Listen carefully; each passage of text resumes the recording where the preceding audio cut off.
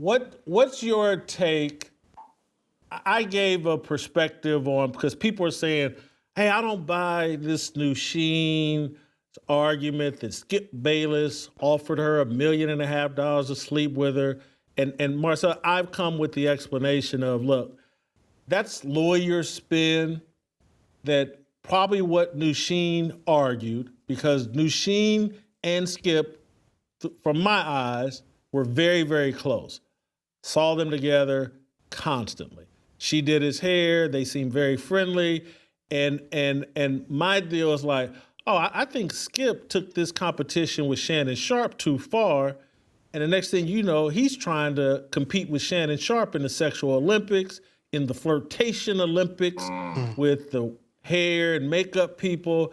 And so he done got so comfortable with Nusheen that they joking back and forth. And so at some point I could see him perhaps saying something flirtatious and her saying, well, I wouldn't do that for $1 million. And he's like, I'll give you $1.5 million. And at that time, it's all funny and games. When a lawyer hears it years later, it's something completely different. But I thought, and again, I said on the show yesterday, I was like, look, man, I told all of our guys that would speak for us, I was like, hey, look, we doing a black show. We don't want the reputation of, hey, we're in here trying to bang everybody. Period, end of story. There's so much friction our direction. Let's don't give them anything to talk about.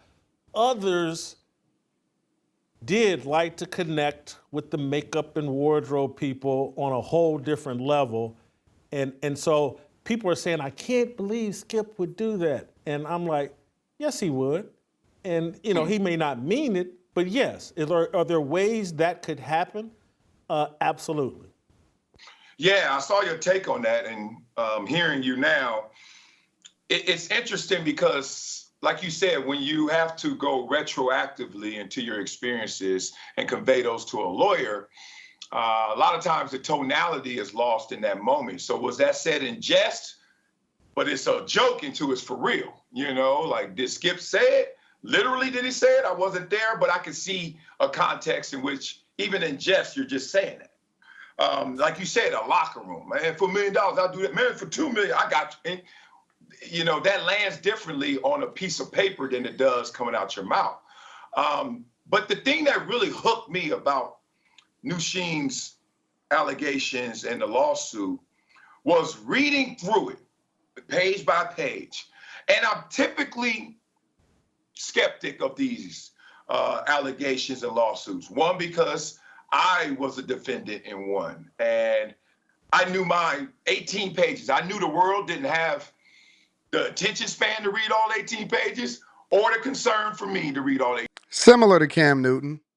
Didn't seem like he actually read the lawsuit. He just heard the cliff notes from somebody else. But that's one of the reasons why I never responded or I never reacted to a Marcellus Wiley lawsuit, is because it seemed like it was BS, 100% BS. 18 pages, but I swear I dared the world to read page 1 to 18 of mine and tell me you think this is true. Not because it's me, just because there's no way that could happen. But reading through machines through 1 through 42, I started to realize, she said things that I knew were true, and now I'm reading them. And there were multiple things that I was like, whoa, I heard that from that person. Whoa, that actually happened in that date. And you guys precede me at Fox. I wasn't there till 2018. You guys were there before. So some of these things were eye-opening. But a lot of the things I saw were like, whoa. And that made me say, I got to take this one with more than just a grain of salt. Because if she's dropping these situations, these circumstances, and I know that to be real, how much of this is real?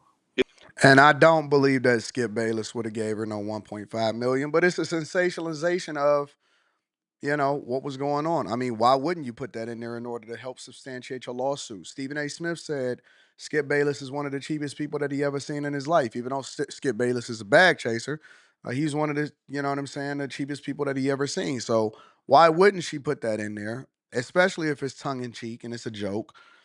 She's gonna look at it as memorable, and the minute that she gets disgruntled, and they saying right here that they was cool and they was having a good time and all of that, but the minute that she just get disgruntled, she might have took Joy Taylor's advice to throw everybody under the bus to get herself a bag.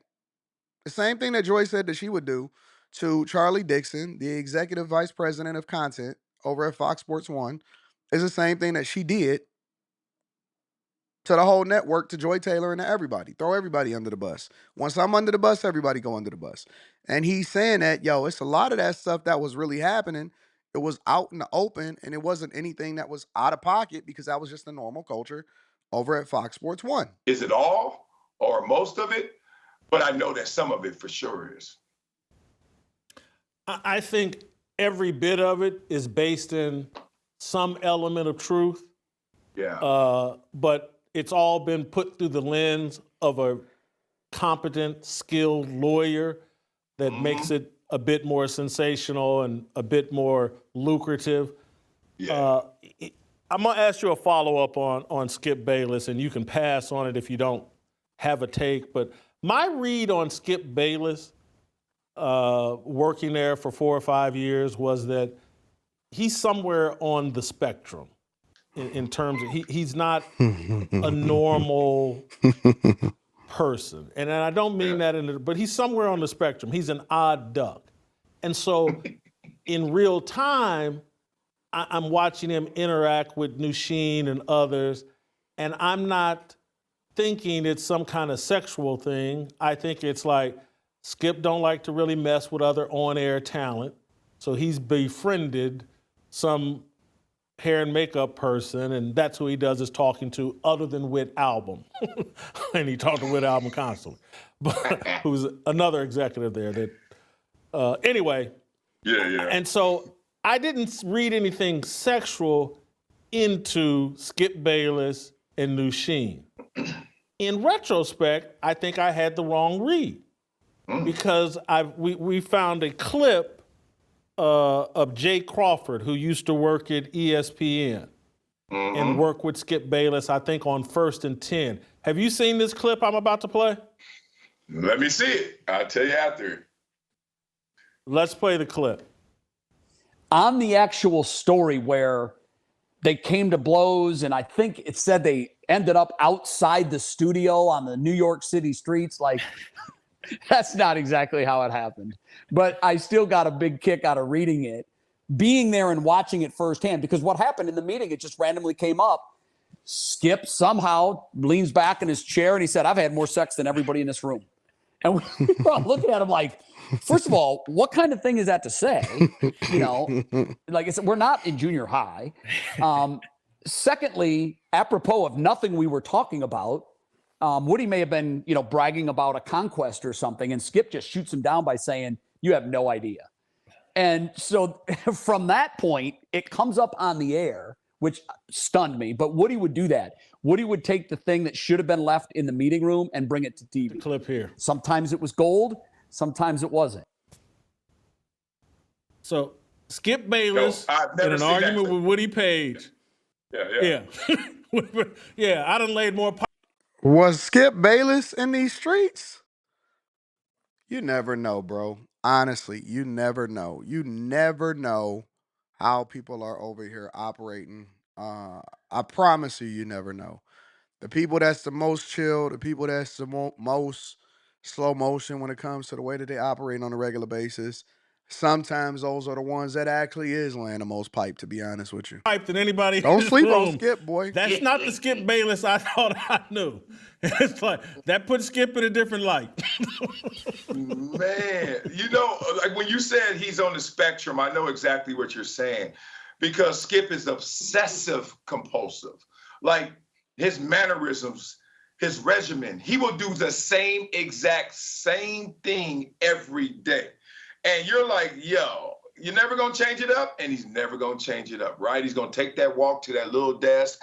He's going to write down all those notes. He's going to have his meetings the same way, et cetera. Like his regimen of working out, everything, right? So I get what you're saying in that respect. And that can make somebody who gets competitive about anything become obsessed with it. So I think the 2 + 2 is somewhere between 3 and 5 in this one, because I never looked at Skip as someone who was up there trying to mac on everybody in the building. I never saw him have those type of relationships, etc. So like you, whenever I saw Skip with any person, I was like, probably he's trying to help them out. Like he's trying to either give them another rung on the ladder to climb up, because I'm Skip Bayless, I run this joint. Or, hey, you know, it's good to know other people, but I'm not trying to get in with you. We know. It sounds like locker room talk, and all of the locker room talk is gone out the window because we got women introduced into it, lawyers introduced into it, money introduced into it. And so traditional spaces that was reserved for men to be able to have fun and create great things and great content, now it's turned into a bunch of this stuff because you always got women that's involved in what men are doing.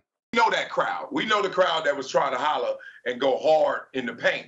And I never thought of Skip in that way. So the 1.5 million still lands with me. Like at most it was said in jest, because if it was said for real and Nushin is really like, yo, this is something that $1.5 million, we don't have a lawsuit. Like 1.5 million. If Skip Bayless is starting the conversation off with $1.5 million, you can get somewhere with that, and we don't have to go to this place. So I think it was said if it was said with a smirk and a smile. Yeah, I think so too. But there are people, Stephen A., he was on his, oh, that's not the Skip Bayless I know. And I'm like, do you really know Skip Bayless? Because I would have said the same thing until I saw the Jay Crawford clip, and I was like, oh, Skip. He got some dirty Mac in him. Yeah, but Skip ain't paying no hoes no $1.5 million. I don't believe that. It's nothing that you can tell me. I don't think that there's a man on earth, unless you're talking about some of these simps over there and one of these people that's on OnlyFans or something, like that chick that said is one guy that sent her all his money or something in particular. Not no guy that has actually worked for his money. No. Not no guy that actually brought himself up from the mud. I don't believe it. Unless you some thief on crypto and stole some something, you got it easy. I don't personally believe I've ever come across a guy in real life that is ever willing to spend over $1 million on some box. That sounds insane to me. And I don't know nobody that competitive. You're just not making that I'm a pretty kind competitive of person. gesture conversation. And so ever. He was so caught up in his competition with Shannon Sharp. I don't know if you, Marcellus, I don't know if you're aware, and I say this respectfully about this person because I really like and respect this person.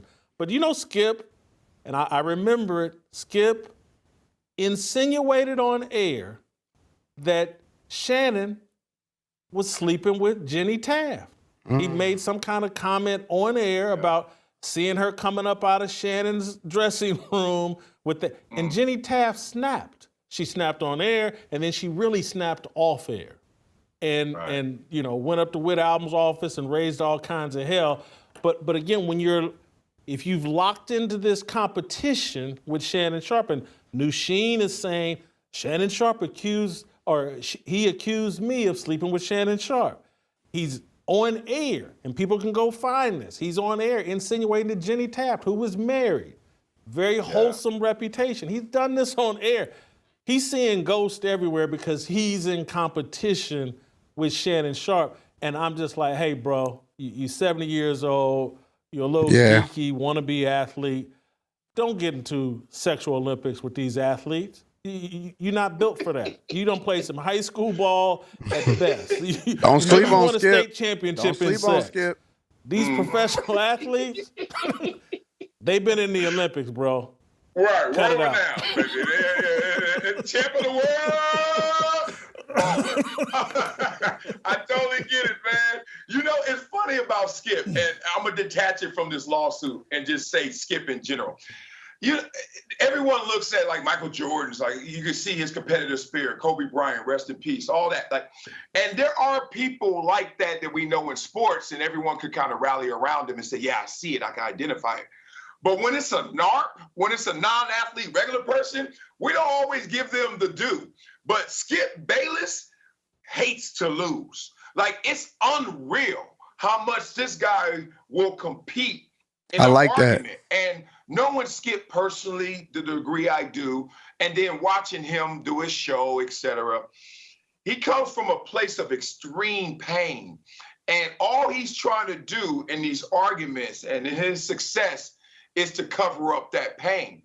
The thing is, as therapists would tell you, they always say, look, if you got a glass and it's half full of water and half full of piss, crazy. They say, you know what? You can never, ever get rid of the piss by just pouring more water in it. Like, it's just going to be still always diluted. And I think that Skip, if you listen to him present day, he's still trying to pour water in there, but it's a lot of pain that he has not gotten out. This is detached from this lawsuit, but that's why he never wants to lose. That's why he told Shannon, put them glasses back on. That's why him and Shannon's relationship played out like that on air. He would go to any level to make sure I got this argument. So Yeah, and you that could beat be a me in the dangerous argument? person too. Oh, well, you're not Tom Brady. Well, okay. And then now he got you off your square. And then if you want to go there, he has another level. So I can see Skip always raising the ante one more time. If you enjoyed that video, Yeah, that makes sense. And that type of person is good to be around because you want people that are competitive, but it could also be somebody that's dangerous. Which obviously we seen how that played off and that he pushed Shannon Sharp out the door. Y'all tell me what y'all think. Make sure y'all tap into the Patreon. Link is in the description. Also, Teach Henley, 40% off your first order plus 20% off for life. I love you. I appreciate you. I'm going to holler at you later. Peace.